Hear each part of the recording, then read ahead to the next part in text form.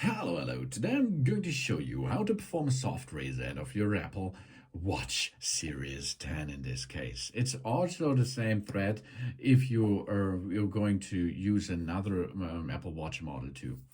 To perform this, if you have trouble with your watch, that means if you cannot handle the touch screen, for example, or black screen, white out, and so many other stuff, what's going wrong with your Apple Watch?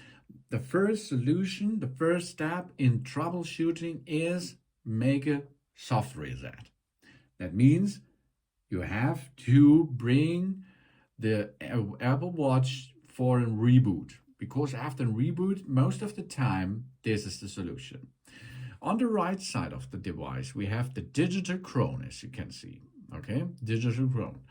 We can push and rotate this digital crown. And we have one button over here. You can see that here. Here is the button.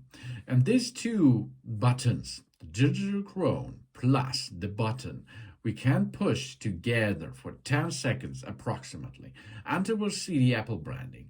And then this will perform a soft reset of the device. No data will be deleted, no data will be gone. It's only a reboot, but this is the first troubleshooting step if there is trouble with your Apple Watch. So here you can see I pushed it and hold it, and now I can release it, and the Apple Watch is rebooting now.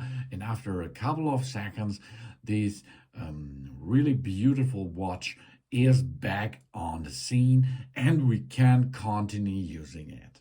Thanks for watching. Please subscribe me and give me a positive feedback, and I hope to see you again on my channel. Soon.